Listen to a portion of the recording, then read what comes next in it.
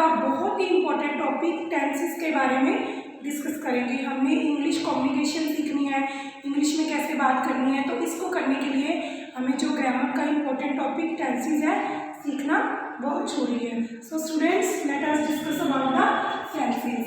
First of all, you know students, meaning of tenses, काम, कार्य, समय भी हम इसको बोल सकते हैं, समय, time. There are 3 types of tenses: present, past and future. There are 3 types of tenses: present, past and future. Present जो टाइम चल रहा होता है, past जो टाइम बीत चुका है, और जो फ्यूचर होता है वो जो होता है आने वाला कल होता है। प्रेजेंट जो चल रहा है, पास्ट जो टाइम बीत चुका है, एंड फ्यूचर जो टाइम अभी आने वाला है, जो अभी तक होने वाला है। So students, there are 4 types of each tenses.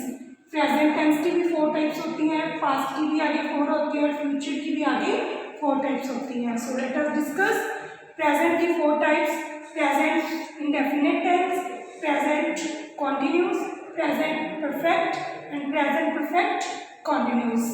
As it is, past indefinite, past continuous, past perfect and past perfect continuous, and future indefinite, future continuous, future perfect and future perfect continuous. First of all, we will discuss present indefinite tense. हम present tense का जो सबसे पहले वाला tense है present indefinite, जिसको हम simple present tense भी बोलते हैं, आज उसके बारे में थोड़ा डिटेल में डिस्कस करेंगे। So first of all, we use simple और indefinite tense when an action is happening. हम सिंपल और इंडेफिनिट टेंस वहां पे यूज करते हैं when an action is happening, जब कोई काम राइट नाउ अभी होने वाला हो रहा है, व्हेन इट हैपन्स रेगुलरली, और ये जो काम है जो डेली होता है, उसके लिए हमें क्या यूज करना है, सिंपल प्रेजेंट टेंस और present indefinite tense. So students, present indefinite tense सीखने के लिए हमें प्रेजेंट इंडेफिनिट टेंस सीखने के लिए सबसे पहले जानना होगा what do we mean present indefinite tense, कि प्रेजेंट इंडेफिनिट टेंस का मीनिंग क्या होता है। डेफिनेट का मतलब डेफिनेटली, जो चीज़ मतलब पक्का ही करना है। इनडेफिनेट जिसमें श्योर नहीं होता। जैसे मैं आपको एग्जांपल देती हूँ, he goes to school, he goes to school, वह स्कूल जाता है, लेकिन वह स्कूल कब जाता है, यहाँ पे कोई टाइम मेंशन नहीं है, तो इसमें इट मीन्स इनडेफिनेट, यहाँ पे डेफिनेट नहीं है। वह स्कूल जाता है, उसको ये तो बताया हो कि स्कूल जाता है, लेकिन यहाँ पे कोई टाइम नहीं दिया हुआ, तो ये इनडेफिनेट टेंस हुआ। Okay, where do we use present indefinite tense. हमने प्रेजेंट इंडेफिनिट टेंस यूज कहाँ पे करना है, हमने इसके रूल्स कैसे फॉलो करनी है। स्ट्रक्चर ऑफ इंडेफिनिट टेंस की जो स्ट्रक्चर है, फॉर्मेशन है, इसको हमें कैसे करना है, ये हम इस इंडेफिनिट टेंस में डिस्कस करेंगे। तो प्रेजेंट इंडेफिनिट टेंस की आगे जो 4 टाइप्स होती है, first is positive sentences. Positive sentences जिसको हम एफर्मेटिव सेंटेंसेस बोलते हैं, सकारात्मक सेंटेंसेस, जिसमें हम नॉर्मली बात करते हैं, सिंपली बात करते हैं, जिसमें नहीं की कोई गुंजाइश नहीं होती। जैसे वह स्कूल जाता है, वे स्कूल जाते हैं। पॉजिटिव सेंटेंस जिसको हम पॉजिटिव वे से लेते हैं, जैसे वह स्कूल जाता है, वे स्कूल जाते हैं, वे बाजार जाता है, वह खाना खाता है, इसमें कोई क्वेश्चनिंग नहीं हो रही, कोई नहीं की कोई गुंजाइश नहीं है, तो these are called positive sentences. Present indefinite का जो पॉजिटिव सेंटेंसेस होता है, उसके जो रूल्स क्या होते हैं, if we have singular subject, अगर हमारे पास सब्जेक्ट सिंगुलर है, if we have singular subject, then we use point to be noted students. Singular subject अगर हमारे पास है, तो हमने इसमें V1 के साथ S और ES यूज करना है।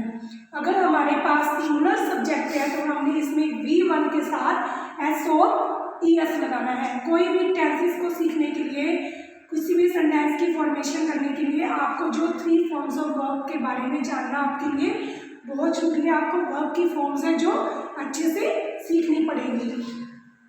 अगर हमारे पास सिंगुलर सब्जेक्ट है तो हमने उसमें वी वर्ब के साथ एस और एस लगाना है, साथ में हम ऑब्जेक्ट यूज करेंगे। अगर हमारे पास सब्जेक्ट प्लूरल है, अगर हमारे पास जो सब्जेक्ट अगर प्लूरल है, पॉजिटिव सेंटेंसेस की मैं बात कर रही हूँ, अगर हमारे पास प्लूरल सब्जेक्ट है तो हम उसके साथ वी वन के साथ ऑब्जेक्ट यूज करेंगे। Here are one example, he goes to school. यहाँ पे देखिए, यहाँ पे मैंने सब्जेक्ट सिंगुलर लगाया है, साथ में मैंने वर्ब की फॉर्म लगाई है, वी वन लगाई है, साथ में मैंने ईएस लगाया है। He goes to school. Now I am using plural subject, they go to school. Look these students, here is subject is plural. I will use here only V1. We will use here only V1. If the subject is singular, we will use V1 plus S or ES. If the subject is plural, we will use only V1. These are positive sentences. Now we will discuss negative sentences. Negative sentences कौन सी होती हैं? जिसको हम नकारात्मक sentences बोलते हैं, जिसमें we put not, जिसमें हम क्या यूज करते हैं? Not. In present indefinite tense we will use do not और does not. We will use do not और does not. If we have singular subject, if we have singular subject we will use does not. We will use does not plus V1. He does not go to school. If we have plural subject, I am using plural subject here. They do not go to school.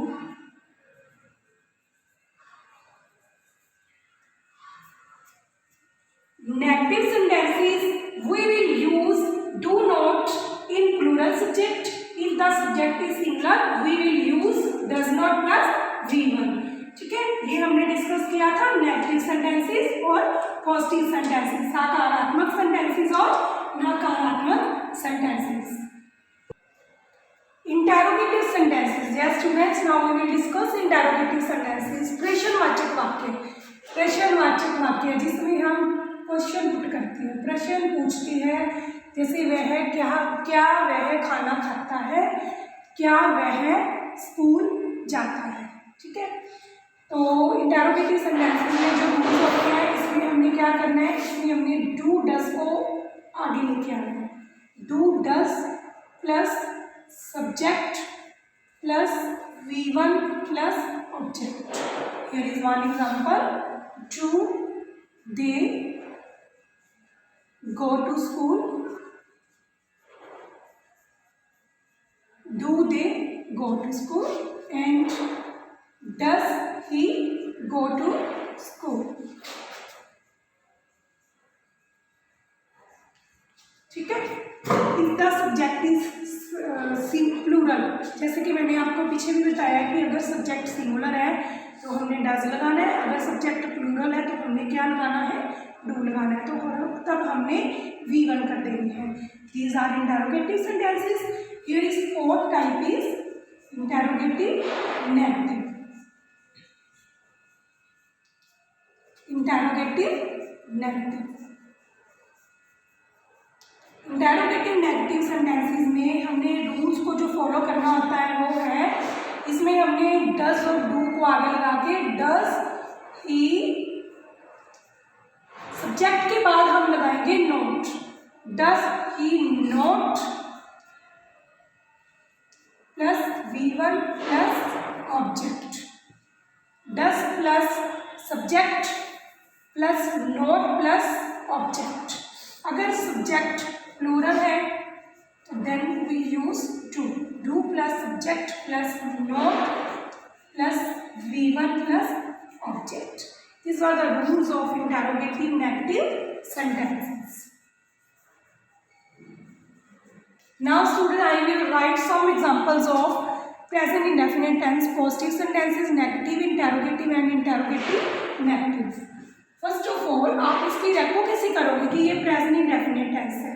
अगर sentence के पीछे आपको ता है लगा हुआ, sentence के पीछे ता है, ती है, ते आता है, तो आपको इसकी पहचान हो जाएगी कि ये प्रेजेंट इंडेफिनिट टेंस की बात हम लोग कर रहे हैं। तो इसका जो फर्स्ट पॉजिटिव सेंटेंस है, he eats food, he eats food. Here is subject is singular. We will use s or es with the first form of the verb if the subject is singular, and if the subject is plural then we use only v1 of the first form of the verb. These both are positive sentences, negative sentence. If the subject is singular, he does not eat food.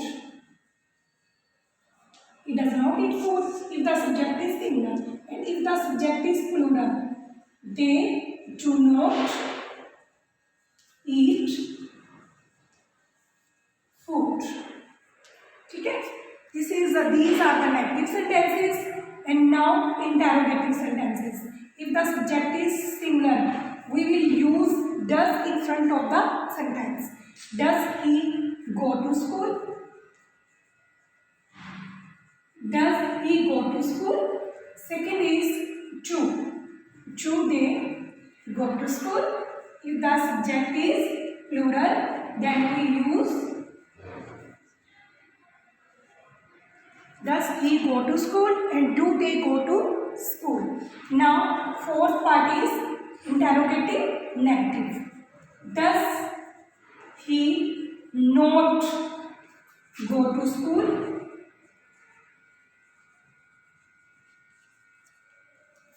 And second is do they not go to school. Okay students, these were the four types of simple present indefinite tense: positive, negative. We will call positive sentences affirmative sentences also, negative sentences interrogative, and interrogative negative sentences. I hope students you like this video so much. Okay students, bye.